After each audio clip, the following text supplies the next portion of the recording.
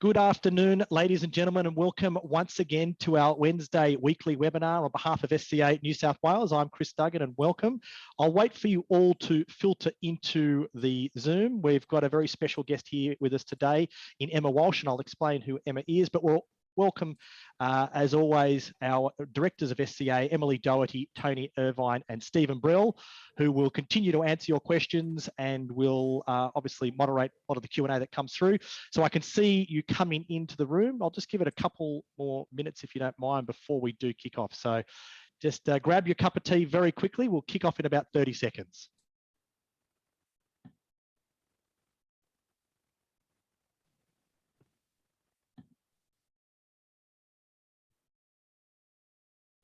All right, ladies and gents, looks like our numbers have stabilised about there, so we might kick off and start for the afternoon. We have a very special guest today to talk about hybrid working arrangements. I have Emma Walsh, who's the founder and CEO of Parents at Work, an employer membership organisation established in 2017 to champion work and family policy reform. The very lofty ambition to support people to thrive at work and at home. And I could not think of a more topical person to have on during the current crisis, but also the opportunities that it presents. Now, Emma provides work and family education, research and expertise, consulting widely to organisations, leaders and government on how to create family-friendly workplace practices. Emma, welcome to our SCA New South Wales webinar. Thanks, Chris. Thanks for having me. Great to be here. Unbelievable. And 15 years you've been doing this. So for all of us who were caught on the hop by COVID and the challenges working from home, you crystal balled this, and this has been something that you've been working towards. So tell us, I mean, this is not new to you, but clearly it's reshaped the world and the way we do with work. It sure has. Look, there's no doubt that the future of work has really arrived, and it's way more fluid and flexible than I think anyone could have predicted or imagined, including me. You're right. I have been in this space for about 15 years, really looking at how do we better integrate the way that we work and live more broadly, not just around family, but the way that we come to work, do our work and connect everything that happens in our home life, including family. And do that to the extent that we, can thrive. And it sounds so simple, doesn't it? But I think we soon realised with the early experiments of flexible work in the late 80s and early 90s and so on, that it wasn't going to be the silver bullet, nor was the smartphone going to be the silver bullet to really magically make work and life come together. And so we have been on this journey, and it really is a social journey in many ways, to really think culturally, how do we need to adapt and change as a society to really think about how work and family and home life come together. So that's not a quick solve problem, but certainly COVID has, if you like, ripped off a Band-Aid, given us all a huge experiment that we've all been in to really think about this problem and to think about how we need to solve for it. And I think that gives us a unique opportunity that we've never had before to really embrace and think about and redesign the way we do work and home life. So I think, yes, in many ways, we've been chipping away at the edges for some time, but it's great to really be having this conversation, not at a one-by-one sort of employer level, but really as a general nation now. How do we do this better? Yeah, and it's a fascinating conversation, and there's no better time globally. It's not just a local issue, it's obviously a global issue. I would remind all of our members to please jump in the Q&A chat for any questions you have for Emma as we go. Our directors will be moderating that. We will get to some strata-specific content at the back end, but we want to talk about the topic of the day. If I take it back a step, Parents at Work, it does so much more than just supporting parents at work, clearly, in the title. But do you want to tell us about where that came from, and obviously its application as it's evolved to where we are today? Yeah, sure. Look, actually, interestingly, my background's actually in human resources. And in fact, I have worked in insurance before as well. And so your industry is not new to me either, Strata, as well. So my observations 15 years ago were really that the way that work and life came together, particularly for women who particularly had caring responsibilities, really were, seriously impacted by their ability to fully participate in the workplace, to really develop their career, continue that trajectory in an organisation, and do that well alongside having family.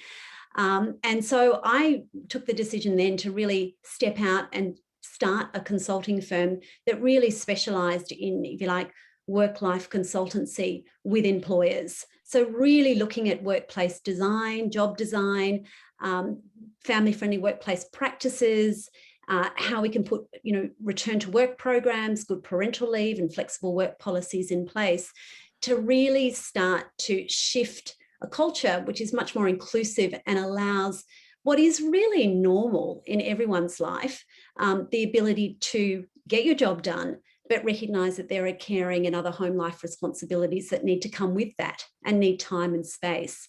So, how do we actually shift cultures? What kind of policies and practices do we need to design and develop in a workplace that actually makes that happen? And really, what's the ultimate goal here? Well, for us, it's really simple. It's about this aim of creating family-friendly workplaces where people can thrive at work and at home, as you introduce that. And as you say, I don't think there's ever been a more important time to solve for that. So our organisation, as you said, is a membership-based organisation. Employers belong, and in return, we start to work with them on these kind of problems, what we would call work-life solutions. So that, in a nutshell, is what we do. We do advocacy work, policy advisory work into government as well. We recently worked with UNICEF Australia to launch a new certification program. We launched National Work and Family Standards for employers. And they were really designed to give workplaces an idea of what does good look like. If we're going to create a more family-friendly workplace, what would that mean? What kind of policies and practices will we need to have in place? And how would we know what works and what doesn't? And I think, many employers love the idea of, okay, yeah, we can get behind being more family friendly, but struggle to really understand what that means and what to put in place. So the standards were developed to answer that question, to give them a benchmark, and we work with them to certify their organisations as family friendly. And that launched in May this year with UNICEF. Oh, excellent. You mentioned family at home and parents at home, but it's universally applicable, isn't it? This is a new phenomenon across the globe. This is working from home. This is a reset of the whole culture around the way we approach work. So it's more broadly than just if you do or don't have a family. It's not that simple, is it? No, I mean, look, I think we all belong to families. It doesn't matter whether we're a parent or we're not a parent, or we have young children or not. The reality is we all belong to a family who needs and wants and deserves our time, and we want to give that time. And so it's really about thinking, we've got responsibilities at home. What does that look like? And how do we make time for that? And what are our responsibilities to our colleagues and broader employer? And how do we really bring those two together so that we find that point that we thrive? And for us, that's in three core areas. And that's one, looking at our career and our trajectory in our employer, what's working around the job and the design, and am I getting what I need to thrive through that? It is looking at family and what that means to us and how is that organised and supported. And it is looking at well-being. And of course, well-being being the real corner, pillar in this, because if we're not having a well home life and a well work life, then our ability to thrive really isn't there. And I think for many workplaces, it's all been about how do we plough energy into making sure that someone's job is enjoyable, that they have career satisfaction, and everything around the work paradigm is solved for. And there hasn't been as much thought given to an employee's home life, because largely that's been seen as really, well, that's kind of the line in the sand. An employer doesn't really get involved in an employee's home life. But COVID really changed that. I mean, we sent everyone home and said, please, can you do your job there? And that changed the dynamic immediately. The relationship that an employer has with an employee's family and home life. And I think we're still grappling with what that means from an industrial relations perspective, from the way that we think about the hours people keep, where they work. It's really changed the whole employment relationship.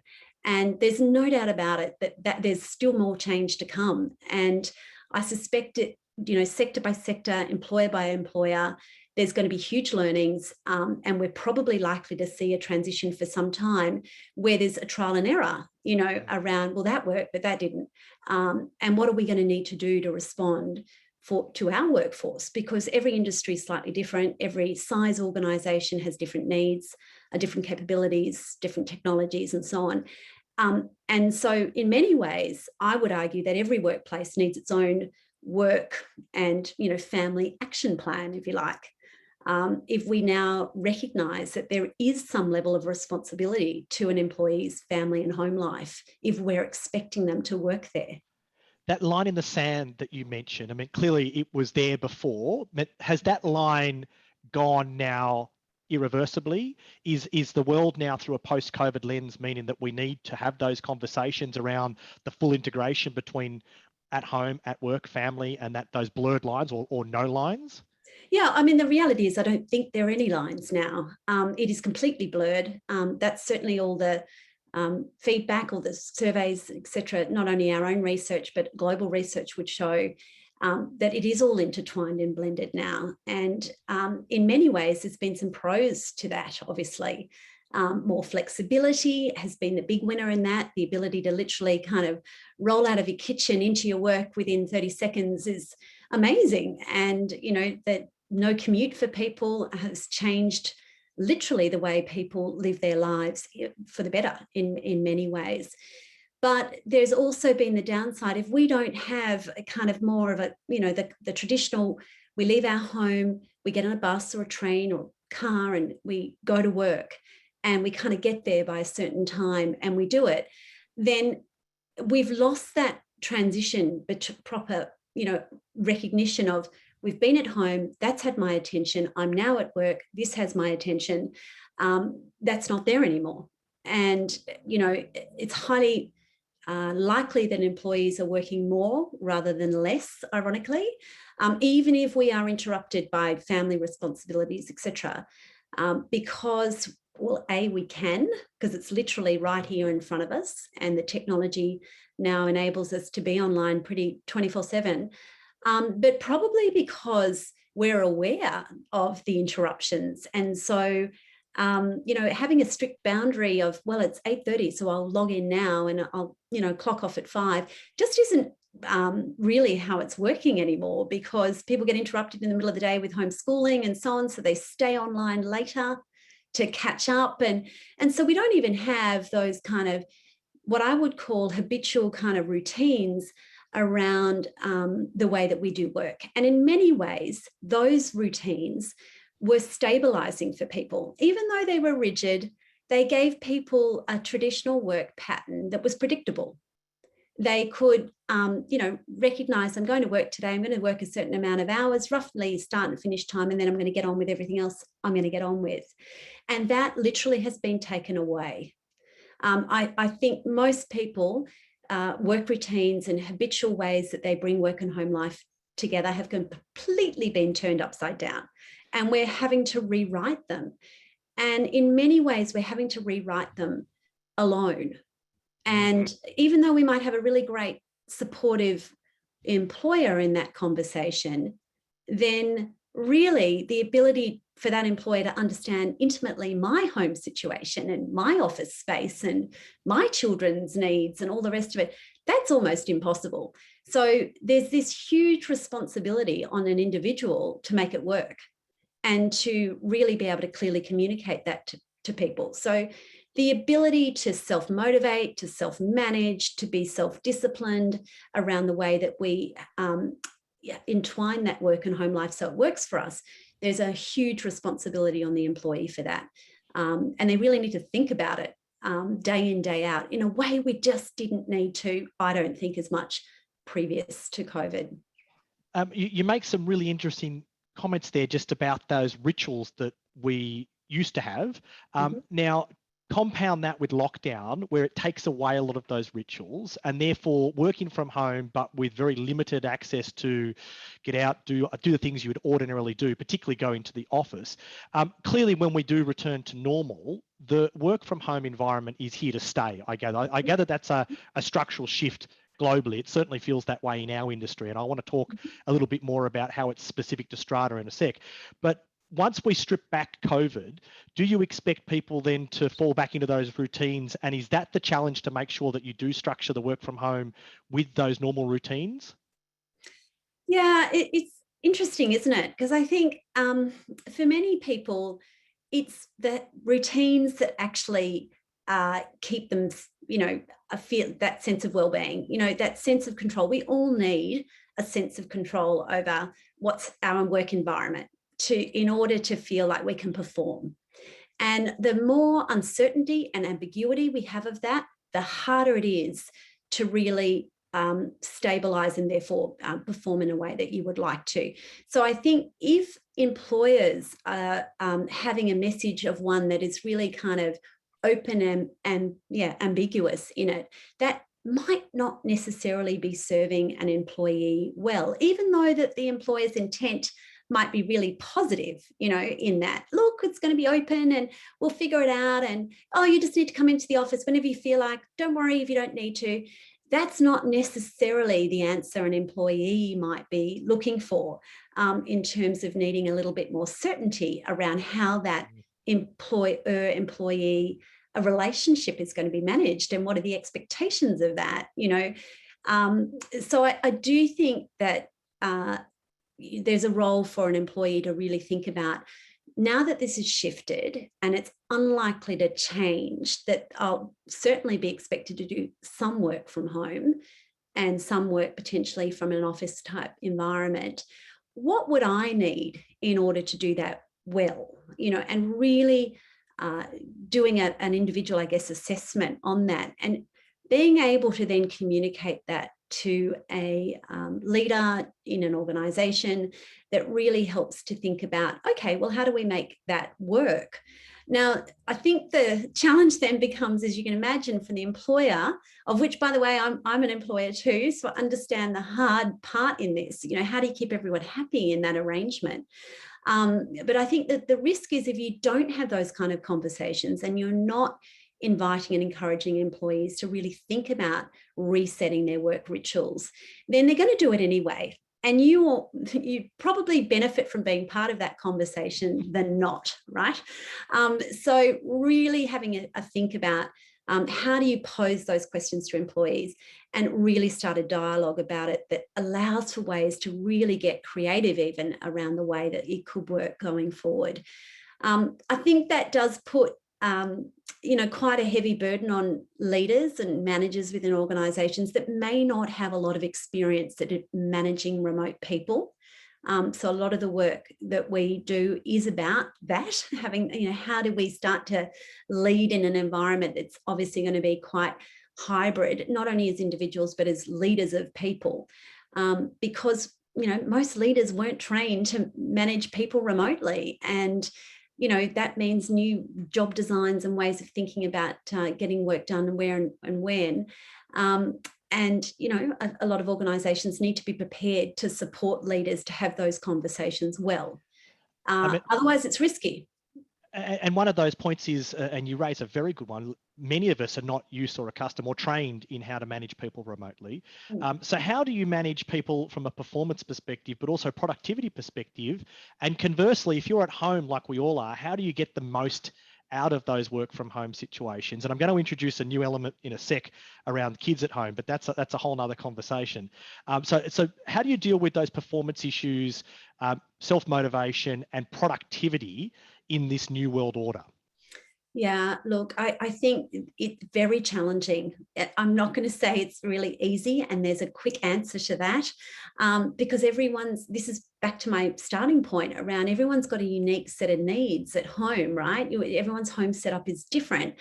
And, for some, their working environment at home is really unproductive. And for others, this has been incredibly productive. And so we need to understand what's going on for people in our teams and really have a very real, authentic conversation about the situation and recognize it's probably not what anyone wanted in those scenarios. So I think empathy goes a huge way in really understanding what it's like to be in that person's shoes, even though that the benefit might be quite good for you. You as a leader might be having it might be working for you quite well, but not for everyone. And, that there's going to be vice versa in that too, where it's working really well, in fact, for all line managers, people, but the line manager themselves isn't loving it and they're not having a great time. And so therefore that burden is put on all the employees in that experience. So I think this goes two ways. I think the first thing to do is recognize if it's you, if you're really struggling and, you're not as productive as you would have liked to have been, to really be able to call that out. I'm obviously in a situation where I can't do what I was intending to do. It's not what anyone would have planned, but it is what it is. So what are we going to do that we can have in our circle of control, really? What is it that can be done more flexibly? Where are the priorities? I'm big on this with my own team. What genuinely really is authentically core critical work, because, in my experience, I would say most jobs have a core heart to them, which is about 20%. And 80% of most people's jobs is just noise. And, and that sometimes can be a little bit jarring for people hearing that. But the reality is very few of us have a job which has 100% of absolutely mission critical pieces in it. I really believe that most jobs have a core element of about 20%, which is really, really important. And the other bit is just noise. So really just trying to look for what are the really core elements, what really matters that I keep spinning the wheel on versus what's the other stuff that, it's nice to have in a perfect world when we're not working in a pandemic. But right now, that can wait. We're going to focus on this. Yeah, no, I mean, it echoes, it's interesting, routine, structure, controlling what you can. They're themes that we've been talking about for some time, but it's so reassuring to hear you say that, but also to allow yourself, whoever is out there, to understand that nailing that 20% might be a productive day. Yes. And blocking out the 80% of the noise is okay. Totally. And perhaps we'll become more productive. Now, I promise we're going to touch on kids at home because the challenge, I know we're on school holidays, so for everyone out there who will nod, I can see Emily nodding and Steve nodding. Tony, your kids are a little bit old for this anymore, but for us with young kids and multiple young kids at home, homeschooling, God, we love them, but I don't think I'd like to do it again. But that's the reality of how we deal with it. So how have you tried to work with your members to coach them through homeschooling and the pressure that's felt around that to perform as a parent, as a teacher in some ways, but also as an employee/employer? Yes. Well, I'm going to start where I left off on the 20% bit, right? I think the same thing applies to parenting and homeschooling, right? If you can get 20% of the core stuff that really matters done, tick, you're doing a great job. There, again, is no way you can expect to do 100% of your job well and 100% of turning up and doing homeschooling well, unless there's two of you and that's able to do both, which we haven't created holograms yet where there's two people and it's great if you've got a partner and you can share, but your partner can't do your job. And sure, your partner can help, with the parenting as well, but they can't do 100% of it either. You've got to show up as well. So I think, first of all, being real that you're just not going to be able to do both 100% of the time, 100% well. So what is the stuff that really matters? And, in our home here, we talk about the day before with our kids. What kind of day have we got on tomorrow? What are the really important things we've got to get done? And we kind of do that exchange, and the kids will say what's going on with their school tomorrow. And we talk about, myself and my husband around, okay, so it's that kind of day tomorrow. What are we going to do? What do we need to do to support? Now, that is easier when you've got slightly older kids that you can have that conversation over dinner and, socialize how you're going to work tomorrow. It's very difficult with a baby and a toddler. They don't get it. They don't understand. When they want you, they want you. And in many cases, you just have to be there and drop everything and attend to that need. And in my experience, if you do that in those kind of cases, most often that'll work better for you than really trying to fob it off and not deal with it and trying to squeeze it in later. However, that doesn't always lend itself beautifully to whatever we had in mind for our workday. And I think what often causes a lot of stress, besides demanding managers, and let's face it, they're out there, but I think a lot of what causes our own personal stress around this is that when we wake up, we make a rough plan in our head around, I think the day is going to go like this. This is what I've got on, and so on. And when it doesn't go to plan, our expectations aren't managed. And I think most stress comes from when our day doesn't go the way we planned it and our expectations were something different. And so in many ways, we have to own that and to go, well, actually, that's not about the situation and my child and my work and whatever. I just wanted to have this kind of day and I didn't get it, And so we have to be honest in that moment and go, well, actually, maybe my expectations weren't realistic. I don't think many of us are able to make what I would call real stable plans right now around how a day is going to go. And so how do we manage our own expectations around what's possible, what's realistic, and not beating ourselves up too much if the day doesn't go to plan, that we've somehow failed our parenting, failed our jobs, because, that's just not the world we're living in right now. I think people have forgotten we are still living and working through a pandemic. It is not normal. I notice you didn't use the word lower expectations. You said just be more realistic. So I think that's the key. I mean, it's not necessarily throwing everything out, but just giving yourself a bit of a break and understanding that you may not be as productive or as successful in your day, but being okay with that. Correct. Yeah. Now, you just mentioned there the concept of the new normal. So clearly we're going to move out of that, and we've got a roadmap to recovery. We've got Freedom Day, which is scheduled for some time next month. There will be a time when we're back in the office, but this paradigm shift has occurred, and it's occurred permanently from what we can see. So what happens in the new, let's talk the new year, the new future, work from home's here to stay. How do we and workplaces support people and families when we start to return to the office environment? Yeah, great question. Well, just recognizing, as I just said, that every person's unique situation, and we're going to need return to work plans, and they're going to need to be, gradual and thoughtful. Ironically, if we take parental leave transition, it's not dissimilar to that. When we have a baby, we have a break, and our life changes as we know it, with another person to be responsible for, and at some point we go back to work, and we have to learn how to transition both parenthood and work life again.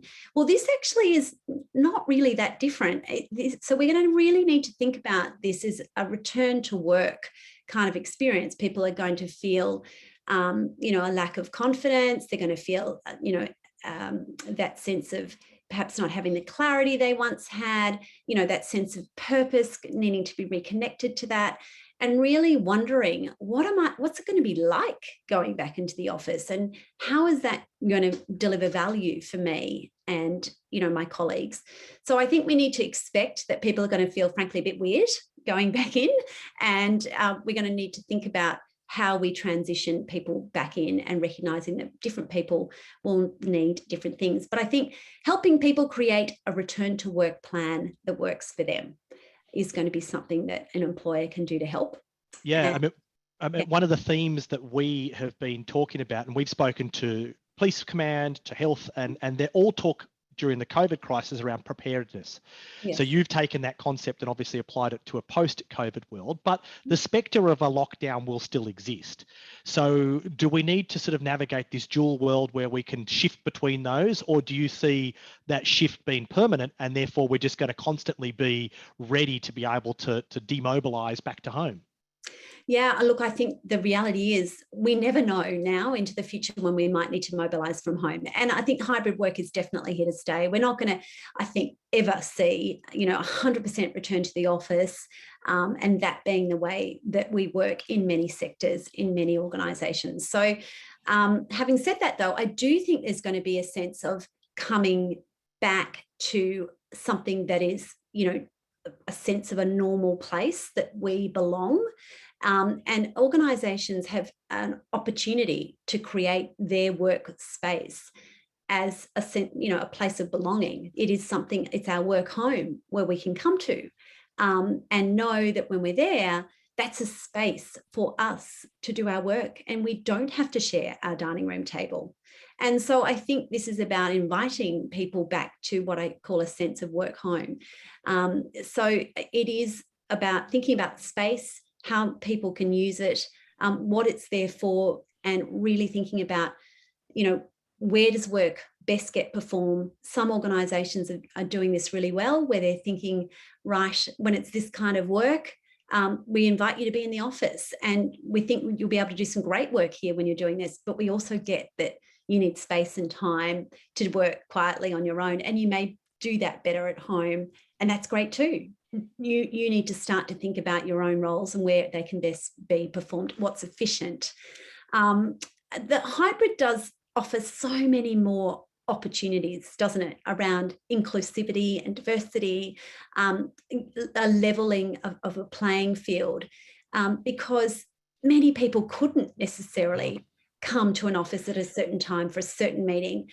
Now we do this and we record it, and anyone can listen and learn and catch up later. And that's been amazing. And we would definitely want to keep that, because that's going to really enrich the ability to exchange information and continue to create connections in organisations we would never have been able to do face-to-face well.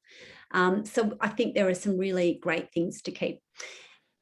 Yeah, I mean, at Strata in particular, I mean, we have a severely constrained capacity, nationally in terms of strata management and the support services into the sector. So providing that flexibility is important, because I imagine there's opportunities now for return from maternity leave, or even now the way that we've shifted the concept of the meeting held on site at 6 p.m, in the garage, to now being either remotely during the day or even at home at 6 p.m. But those types of innovations have meant that we can cast our net wider, but also retain people because of flexible work functions that probably weren't available before. Yeah. I mean, a little bit about Strata, but are you seeing that elsewhere, in that opening up the flexibility is providing a broader workforce opportunity? Yeah, definitely. I mean, flexible work practices has always been up there in the top 3 things that employees want. That comes up in every employer survey or that's done in this sector around talent mobility and talent management. Is flexibility, and how do people get access to it. So yes, I think there is a huge opportunity to attract and retain talent based on how well you adapt your flexible work policies to allow for people to truly work in ways that works for them and your business. The more rules and rigidity you apply to it may or may not work in your favour. Given where we're at. There were lots of organisations earlier this year that were really mandating, right, back in the office 3 days a week. You need to be here, pick your days, boom, done. I really don't think we're going to see that kind of response really work, because of course within weeks that was ripped up to shreds and we're all back at home again.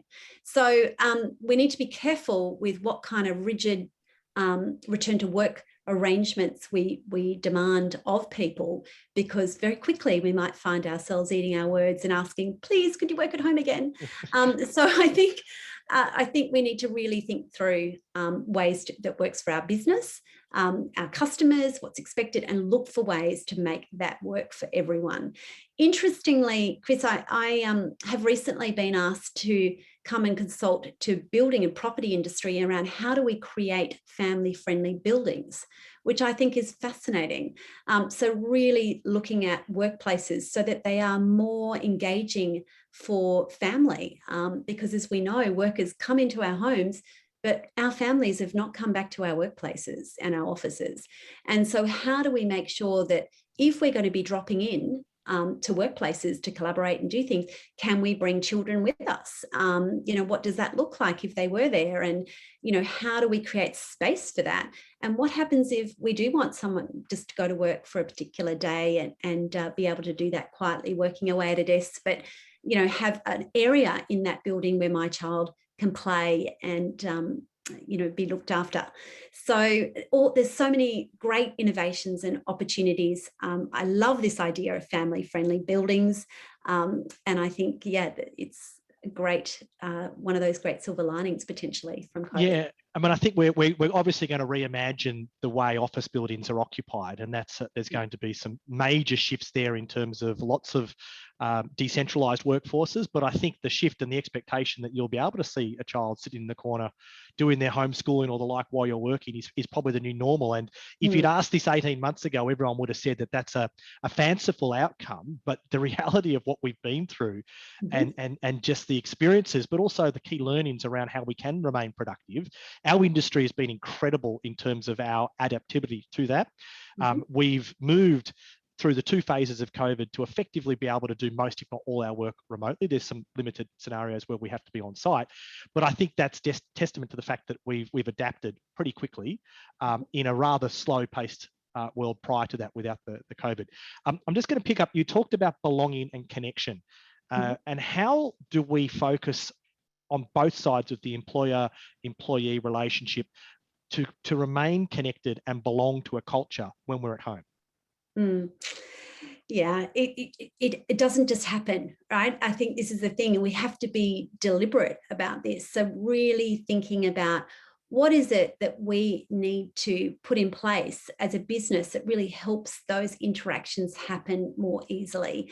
So obviously the obvious ones was, quickly you saw businesses come up with a Zoom account and a Microsoft Teams and WebExes and, quickly scramble to have that, technology at least available.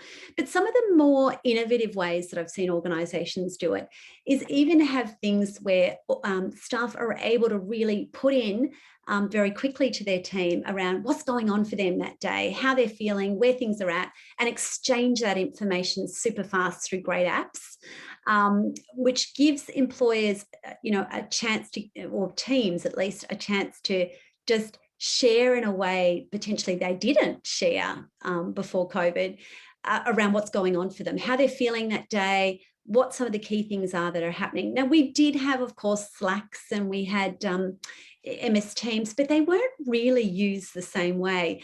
These kind of technologies are about, those quick collaborations, being able to check in around how we're feeling and really be able to even ask for help in those moments too. I'm going to need a hand from the team, or I'm clocking off now because I have to go, all those things. So really looking for ways that we can create those kind of dialogues. Other more, let's say, traditional ways of doing it, we used to do it years ago, I think, when we had new people start an organisation, that idea of buddies. In our organisation, we've connected 2 people to go, well, your job is to make sure you guys are okay. Can you check in on each other? And it's not about a work exchange. It's about, are you okay? And is there anything I can help you with in not so much a task-based role, but just, are you okay? And is there anything I can lend an ear for? And I think that has worked super successfully in our business. And I think it's a simple, really effective way of actually helping create that, because there's just no way that one organisation can keep, hundreds of people connected through, one traditional medium. Of a town hall or some lovely emails that come out every couple of days, or a nice hamper that goes off. They're all great, they're important, but it's the daily interactions that we have with the people that we work with, our line managers, our colleagues, and so on, that matter actually. And if they're going well on a day-to-day basis, it almost doesn't matter what the big, CEO at the top of the organisation is saying. If the day-to-day experience that we're having with our colleagues and the way that we're checking in with each other and helping, it's great. That's what actually helps people feel good about what they're doing. Now, we've got a great question here in the chat that I'm going to get Tony to pose to you, if you don't mind. I'm going to bring them in, and I do encourage all of our viewers today to please put your questions in the Q&A. Our directors are here. We'll try and keep it focused on Emma and her expertise, but I'm sure there's going to be some strata-specific stuff that comes in. So please, Tony, over to you. Thank you very much, Chris. So Damien has asked, what sort of mechanisms, Emma, do you suggest companies implement to encourage employees to play a greater part in the success of their flexible working arrangements? So this is how the employees can play a greater part. Yeah. Look, I think there's been a huge effort made by employers to pull out their policies and rewrite their flexible work policies and, send out some great, all emails to all employees and sort of this sort of blanket, great, tick, we've done flexibility, we've updated our policy, kind of over to you. And in many ways, we've still left the burden with an employee to try and, interpret that flexible work policy, check out whether it implies, really, does it apply to them and their job? But aren't they really needed when they do this, this, and this in an office? How am I going to do it? So I think the thing is, we can't assume that when we send out an update on a flex work policy or a general email that says, hey, this is how we're doing flexibility now in our organisation, that every employee is going to get it and be able to really interpret that and what that means for their job and what's okay and what isn't. So I think absolutely, if you're going to take that approach, it's really important to, sure, send the email, but doing the check-in. So how is the flexibility working for you? Are the hours working for you? What's working, what isn't, and what would you like to shift? That's, I think, the key question to be asking an employee, to really get them to have a think about that and to flag anything that they might feel could be an issue either now or into the future. So I don't know that it's more complicated than that, but you'd be surprised how often that just basic step is missed. So really asking, is the flexibility you've got working? What's working well? What would you change or do you think needs to be improved or ironed out?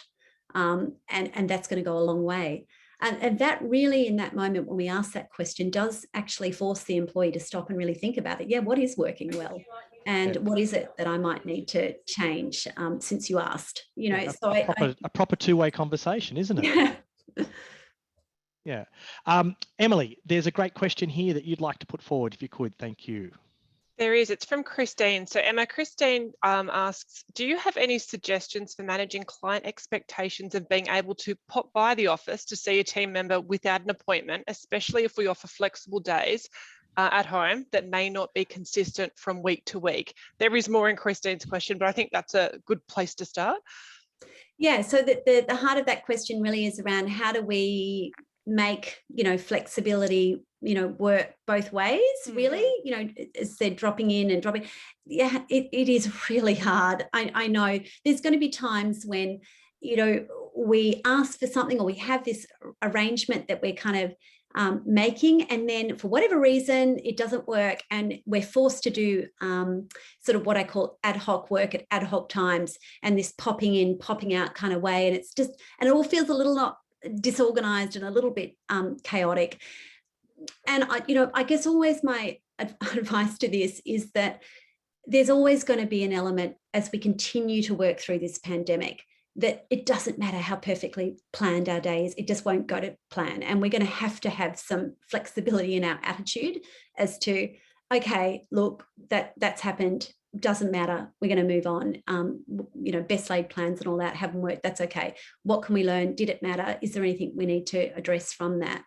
I think if we're dealing with, I guess employees or an employer where the rule book's kind of out and it's like, oh, well, I'm just all rules are off now because, I just do what I can when I can and, I'll get back to you, that's the other end of the spectrum. That's challenging too. And I think it's about really being able to say, okay, well, this is the needs we've got.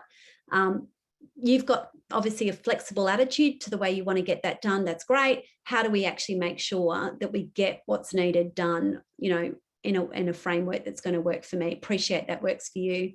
I'm going to need some flexibility back on this end as well. This is what I'm going to need. Yeah, there's no perfect answer to that one other than just continued negotiations and managing expectations. Yeah, your own and obviously, yes. if it's your employees or your colleagues and however it works. A really interesting question, which has sort of come and gone, is just probably more of a statement. But one of our members said, as an owner of a business, they don't want to go back. And I know we've been talking about not losing this opportunity to reshape your business practices. We talked in the past, and I think we've done the technology investment to enable that. But people are either liking this or are finding that it's a new way of creating that flexibility that might suit their lifestyle. So there is the choice, I guess, out there, regardless of your role, whether you're a small business or a large business. So are you finding that people are enjoying this new paradigm? Oh, absolutely. And there's certainly roles, absolutely, that people don't need to go to an office probably ever again to perform them, actually. And those people never had a chance to work from home. They've got a taste of it and they never want to give it up. And I kind of feel that for them. I get it.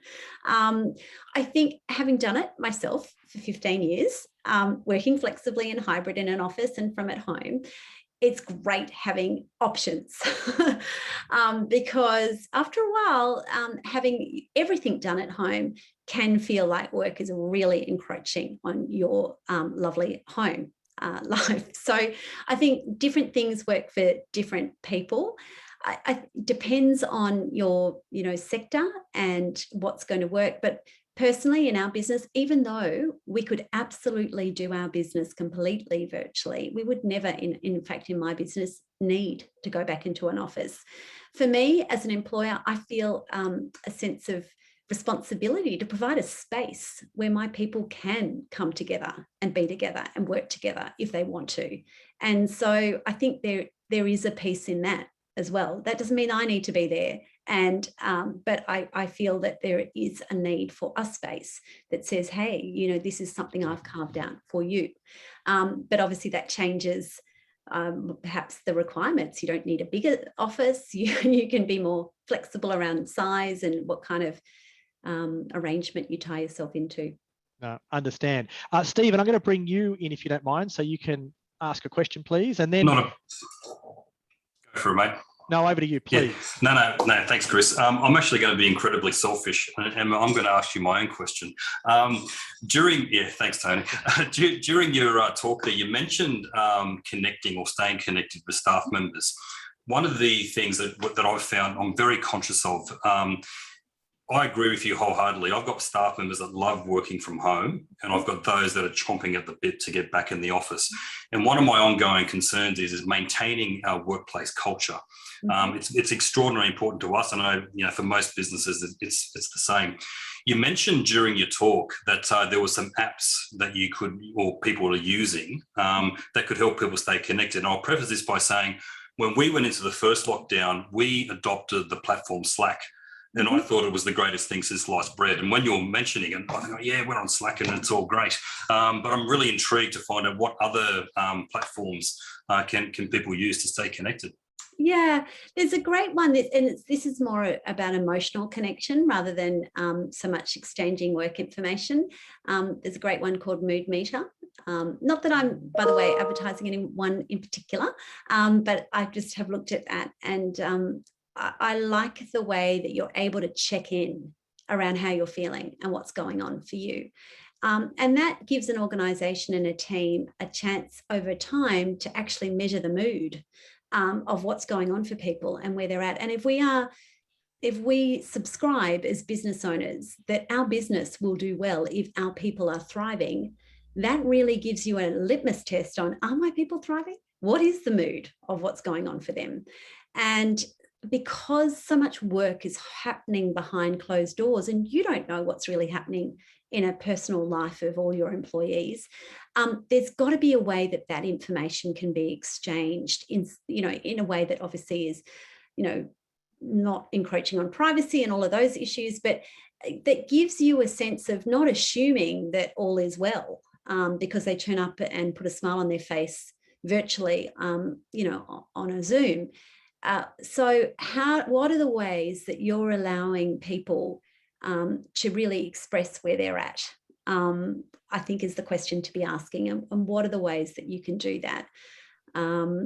And, you know, the traditional norms that we've used on like a Monday morning whip just might not be the way that you can do that. In fact, we've scrapped our Monday morning meeting now because it's totally inconvenient. It used to work for us when we came to an office. It doesn't work anymore.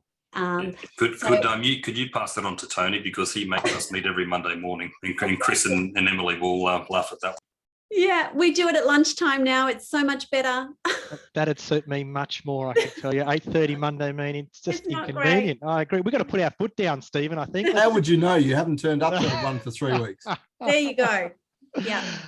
That's Tony, there's a couple of questions, and we might have to wade into some. You'll have to persevere. We may have to get into Strata specifics here, Emma. stuff.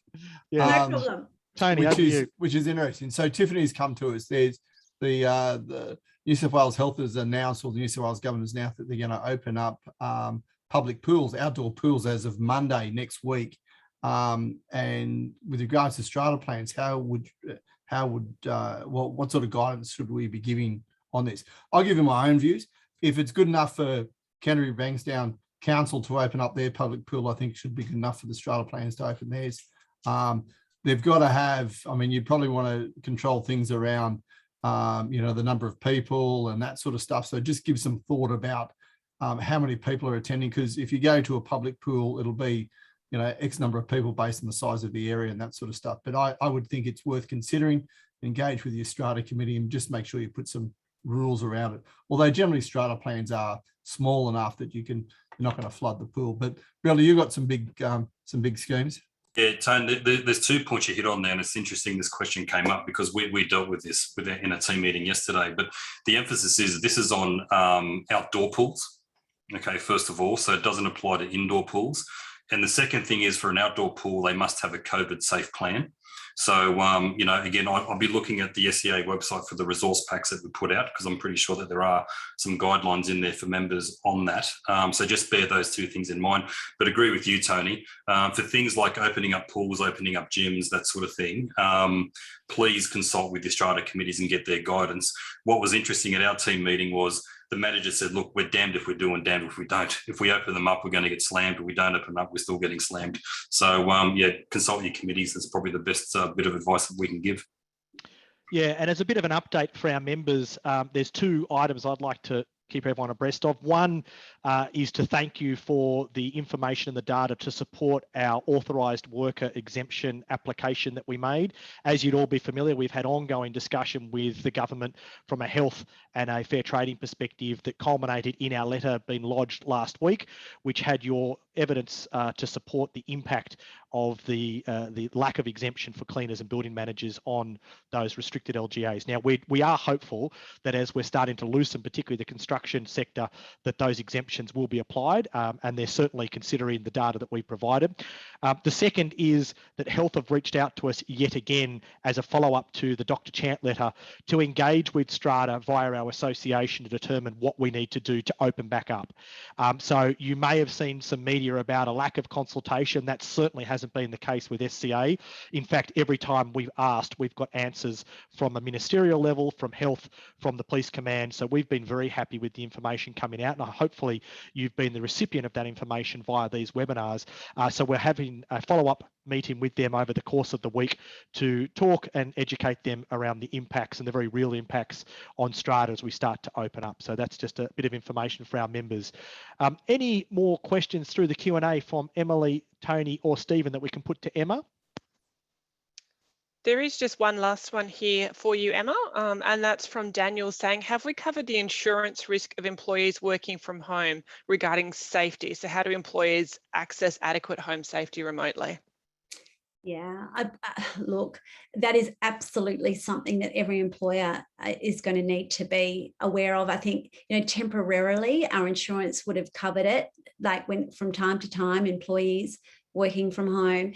We do have a responsibility to make sure that employees do have what they need to function in their role, that they do have, you know, a desk or chair and so on. And I would absolutely be making sure and advocating for that you check in with your employees and ask again, do you have what you need to perform at a desk? If and have the right equipment and technology and be providing it if they don't. The other thing is, I have also been working, with actually physios to look at, in our business, are people ergonomically set up? And that's actually been pretty efficient, doing it on Zoom as well, just to show an environment by which the work setup has been done for an employee, and the physio being able to give some feedback around how best to sit at that desk, how best to, when to use an exercise and so on, because I think it's highly likely we will see some workplace at home injuries present, RSI type of events, obviously, if we're in one position for a very long time, not the right headsets, all of those things are going to emerge on that side, which is what I call the physical health. I think we're much more likely to see more claims on the mental health side. So we do really, and in fact, we are already seeing that certainly has been in the news of late. So how do we make sure that we've got a mentally, healthy health and wellbeing approach to work, and really be communicating that alongside our flexible work policies? So it's really easy to go, hey, we're flexible now, that's fine, just do what you can, don't worry too much, we get it, it's hard, no worries, just log in when you can, do the work when you can, and so on. And if we're not providing enough guidance around that, and people are sort of flocking to jump in and do work whenever, because suddenly there is no remit around that in many ways, then we can forget to say, hey, but don't forget the stop button. No one's expecting you to be online all the time. And it's fine if you're logging off at 5 o'clock like you used to do when you were in the office. You don't need to be back online later just because you missed an hour earlier. So if we're not creating and making sure that, we've got a mentally healthy environment by which our employee can do their work, and we should be asking, then we have to make sure that we will look to do what we can. And that's probably all that's possible. I mean, you can't solve every problem, but I think to be certainly asking those questions and making sure from a physical and mental health point of view that your employees have what they need is a really good question to be asking. The New South Wales government does actually provide small businesses with guidance on this. It's a free resource. If you go onto the New South Wales government, they'll share it. I'm sure the other states have it too, where what are the things that you can be doing, and you can actually get your employees to fill a survey in, and then there's some resource and support that's sent back through a government provider that will give your organisation some support on how they can do that. It's a free resource. I'd highly recommend you have a look at it. No, excellent. And on that note, we do have a licensee in charge and business owner webinar on tomorrow, where we're going to be unpacking some more of those questions around the employer relationship, particularly around employment rights, mandatory vaccinations, and we're going to be joined by Kirsten Terry to talk through some of the people management challenges, and also Brian Wilcox, the Chief Executive of the Real Estate Employers Federation, who's dealt with clearly the real estate industry and some of those broader challenges around mandatory vaccinations and return to work. But Emma, it's been fabulous. We've learnt around routine structure, controlling what you can and being comfortable with it, and also having the proper expectations of your day as some of the main coping mechanisms. But it's been a joy to have you on board. Thank you very much for your time. I'm sure our members have thoroughly enjoyed it as well. Thanks very much for having me. Most welcome. To everyone out there in Strataland, we'll see you, for those licensees in charge and business owners, in tomorrow's webinar. Otherwise, next week, stay safe and we'll update you then. Keep well. Bye-bye. Thank you. Bye.